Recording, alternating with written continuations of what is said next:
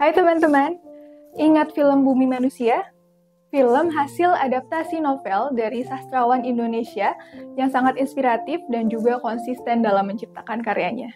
Dia juga sosok yang berani sampai beberapa kali sempat dipenjara karena karyanya dinilai berbahaya bagi pemerintah. Mau tahu siapa orangnya? Yuk simak kisahnya.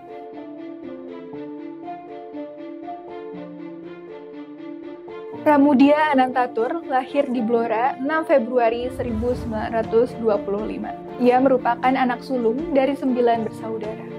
Ayahnya bernama M. Tur, sedangkan ibunya, Saidah M. Tur, berasal dari keluarga Bupati Kediri. Pram tumbuh dalam kebudayaan Jawa dan terdidik dalam sekolah barat. Pram merupakan seorang sastrawan yang karya-karyanya berpengaruh besar bagi bangsa Indonesia.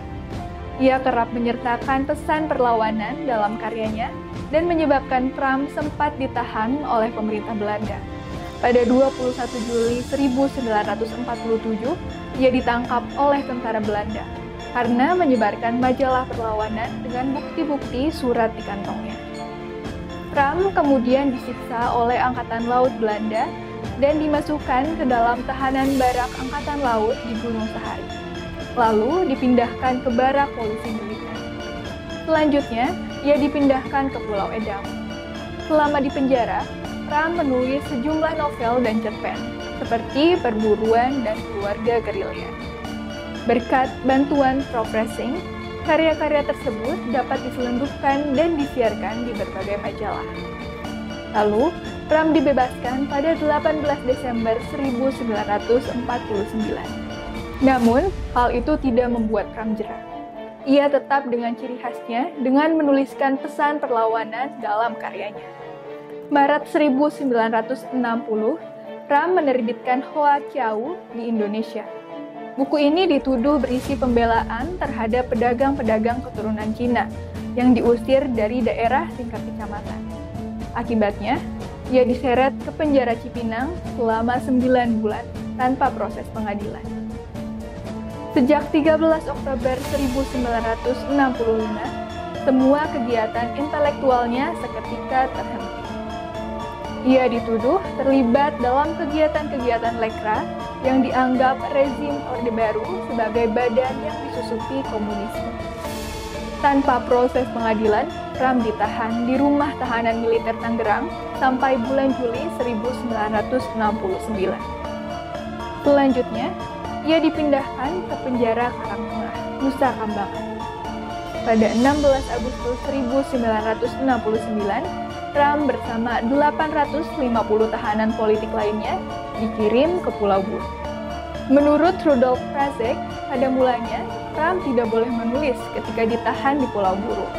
Namun, setelah Jenderal Sumitro datang ke pulau tersebut pada 1973, barulah Pram diizinkan menulis.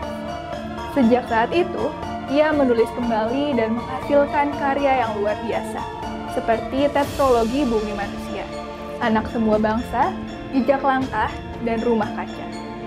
Pram baru dibebaskan pada 21 Desember 1979 ketika melewati penjara Magelang, Semarang, dan Palembang. Meski demikian, ia dikenakan wajib lapor dan tidak memiliki hak memilih atau dipilih dalam pemilu. Selain itu, karyanya yang berjudul Bumi Manusia dan Anak Semua Bangsa dilarang beredar di seluruh Indonesia oleh pemerintah Soeharto sejak 29 Mei 1981. Hal ini karena karyanya dinilai mengandung ajaran terlarang yaitu pertentangan kelas. Karya Pram lainnya juga dilarang oleh Orde Baru, sehingga pada masa itu, karya Pram harus dibaca secara sembunyi-sembunyi. Sebagai tokoh Lembaga Kebudayaan Rakyat atau Lekra, lembaga bentukan PKI yang mewadahi para seniman, Pram dipenjara selama 14 tahun lamanya sebagai tahanan politik, tanpa proses pengadilan. Keluarga dan keturunannya juga mendapatkan diskriminasi, sama seperti yang lainnya. Inilah yang melatar belakangi Gus Dur, yang pada saat itu menjabat sebagai Presiden RI serta pemimpin NU, yang notabene merupakan ormas Islam terbesar yang terlibat dalam tragedi pasca 1965, berbesar hati menyampaikan permintaan maaf kepada Pram sebagai korban peristiwa 1965 pada tahun 2000. Tidak sekedar pernyataan, Gus Dur mengusulkan pencabutan TAP MPRS 25 tahun 1966.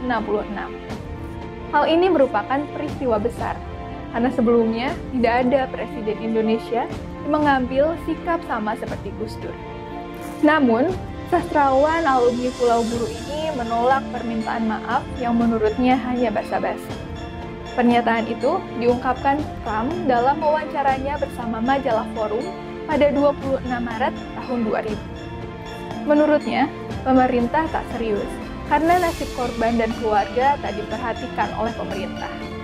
Pram meninggal pada 30 April tahun 2006. Meski 12 tahun sudah berlalu, namun nama Pram masih tetap terkenang. Karya-karyanya terus dibaca orang, dan bahkan bukunya yang berjudul Bumi Manusia telah difilmkan. Tulisan Pram sangat kaya kebijaksanaan, tetapi tidak menggurui. Kaya akan diksi, latar belakang sejarah, karakter yang paripurna, narasi yang rapi, dan lebih daripada itu, karya-karya Pram adalah cerita tentang manusia dan tafsir-tafsir kehidupannya. Itulah kisah sastrawan kebanggaan Indonesia yang konsisten menciptakan karyanya dan berani menyampaikan kritik terhadap pemerintah. Kisah Pram memperlihatkan jika kita bisa berperan melalui bidang apapun yang kita kuasai. Kamu mungkin gak terjun langsung ke dunia politik, tapi kamu bisa berperan melalui bidang tulisan atau mungkin bidang lainnya. Semoga kisah Pram bisa menginspirasi dan jadi pengetahuan baru buat kamu ya. Terima kasih.